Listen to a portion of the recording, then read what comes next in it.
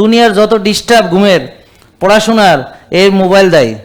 একটা আলোচনা করবেন, দিনই আলোচনা, সেখানে মোবাইল সমস্যা করব। আপনি নামাজ পড়তে যাবেন, সিজদা দিলেই মোবাইল বাজে উঠবো, দেখবেন হয় কিনা? আপনি কোথাও শান্তি পাইবেন না এটা জ্বালায়।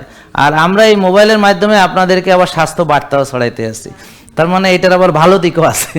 আমি এই যে লক্ষ লক্ষ মানুষ আজকে সারা পৃথিবীতে, আমাদের যারা সরাসরি দেখা হয়নি অথচ আমাদেরকে ফলো করেছে দূর থেকে, করে ভালো হয়ে গেছে আলহামদুলিল্লাহ, ওষুধ মুক্ত হয়েছে, রোগ মুক্ত হয়েছে, সুস্থতার চর্চা করেছে। এটা কি মোবাইল ছাড়া সম্ভব হতো না, ইন্টারনেট ছাড়া সম্ভব হতো না। আমরা এখন নিজস্ব চ্যানেল করতে পারতেছি, যেটা আগে কোনো দিন ছিল না, যে ইউটিউবে নিজের চ্যানেল করা সম্ভব।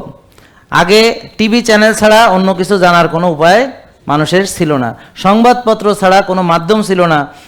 কোনো একটা ঘটনা ঘটলে সরকার যেভাবে চাইতো সেভাবে ছাপায় দিত, আমরা সেটাই পড়তে বাধ্য হইতাম। তো আরেকটা লোক এসে যে অন্য কথা বলবে, ভিন্ন কথা বলবে, তার কোনো অ্যাক্সেস ছিল না। এখন সাধারণ মানুষের অনেক ক্ষমতা হয়ে গেছে, সাধারণ মানুষের এখন নিজের বক্তব্য দেওয়ার সুযোগ তৈরি হয়েছে, কিন্তু সব কিছু রেসপন্সিবিলিটির সঙ্গে ব্যবহার করাটা অত্যন্ত জরুরি। আমরা মোবাইল ডিভাইসটাও রেসপন্সিবিলিটির সঙ্গে ব্যবহার করব।